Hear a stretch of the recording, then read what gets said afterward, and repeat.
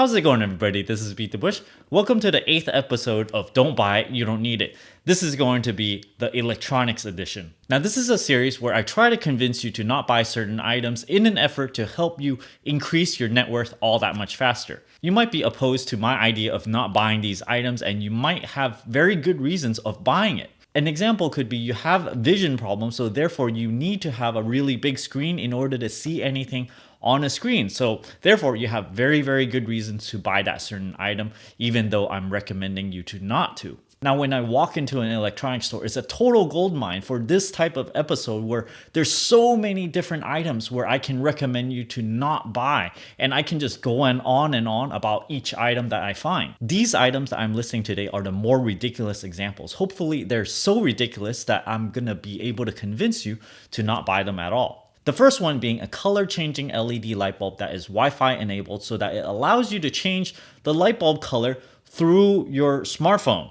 Now, who really needs something like this other than to have someone over so that you can show people, hey, look at me, I can change the color of my lights.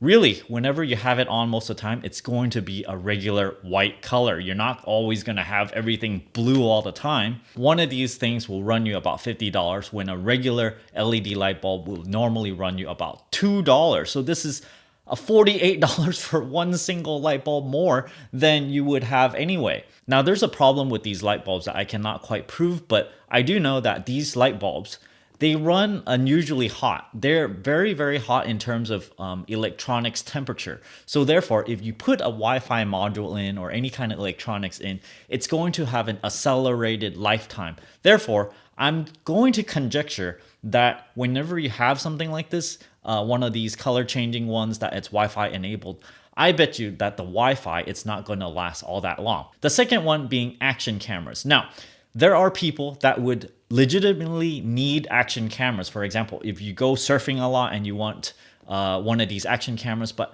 most of the population is not going to have all these fancy lifestyle where they do all kinds of dangerous stuff, stunt devil things, and they just want to record themselves. Now, let me tell you, before I started doing a lot more YouTube videos, the only action my action camera got was maybe when I go on vacation or maybe when I go to a pool or something. So it got very, very little usage. And from what I hear from other people that have these GoPros, they also get very, very little usage. Now, I feel like most people are buying into this because they see this awesome footage online or whatever. They always say, oh, GoPro, you know, it's always this surfing thing or someone base jumping. But most of us is not going to do something like that. And when I looked at my vacation footage from my GoPro, it was just kind of, you know, boring even because I'm not like jumping over cliffs, jumping over things. So really reconsider getting an action camera, especially if your anticipated usage is not going to be all that much. The third one being a wireless mouse. I used to think a wireless mouse is really great and all because it is indeed wireless and there's no little cord that's tethering it. However, after many, many years of usage of a wireless mouse, I realized that I really hate changing the battery in these things, and I really hate taking this thing and docking it if there is a dock. I know they would say it's gonna last maybe 3 months, 6 months or something, but if you have to do this every 3 months or 6 months, it gets really old really quick. Every single year, you're just like changing battery, changing battery, changing battery. However, if you switch over to a wired mouse that's really lightweight and you just plug it in, you never have to ever change the battery again, saving you time. The fourth one being 4K TVs that are 75-inch or smaller. Now, 75-inch 4K TVs are going to be quite expensive. And if you're not going to buy something that big, might as well not buy it in 4K at all. Because if you buy a 4K TV and don't sit close enough to it, you can essentially not be able to distinguish the resolution between a 4K and a 1080p TV. Now, the optimal numbers here where it actually matters is if you have a 4K TV that's actually 75 inches in diagonal and you need to sit about 6 feet, 7 feet away from your TV to be able to absorb all the resolution that your TV has to give.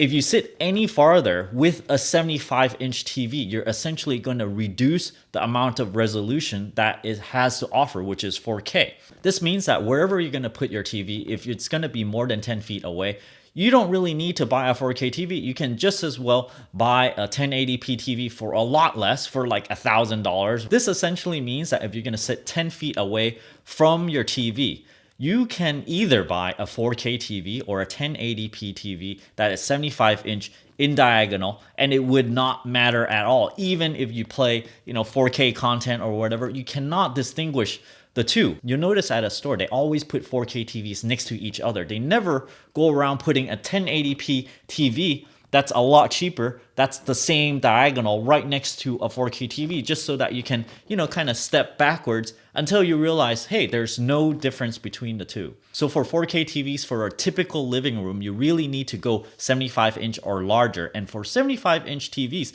they're quite expensive. They're on the range of about $3,000 or more for a 4K version of that thing. Now, I'm not actually giving the go-ahead to buy a 4K TV that's 75-inch or larger. This really depends on your own personal budget and what you need it for. The fifth thing being these brand new wireless earbuds, where they have earbuds that are two tiny things, no wire in between, and you just stick them in your ear, kind of like those Apple EarPods.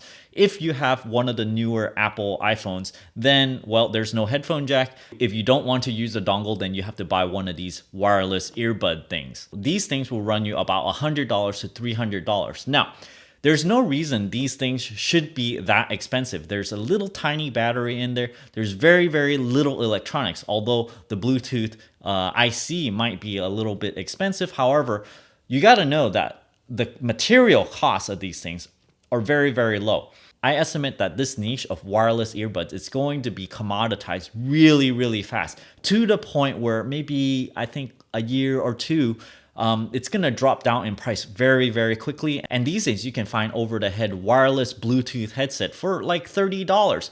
This is exactly what's going to happen with wireless earbuds that does not have a wire in between. So I hope you enjoyed this episode of Don't Buy It, You Don't Need It, and got some good ideas on how to not buy these items that I listed. If you're interested in supporting my channel, don't forget to check out my Audible link down in the video description below, where you can get a free audiobook. And if you don't like this audiobook, you can cancel the subscription service before the subscription ends, and you can still keep this audiobook for life, even if you cancel the service, and you can listen to this while on your commute and kind of double duty your time so that you're not wasting it on a commute. If you're interested in supporting my channel directly, check out my Patreon link over here, where I give various perks at various contribution levels, such as help with your credit score or help with your finances. And as always, don't forget to subscribe to my channel over here and click that bell icon next to the subscribe button so that you get a notification whenever I upload a brand new video.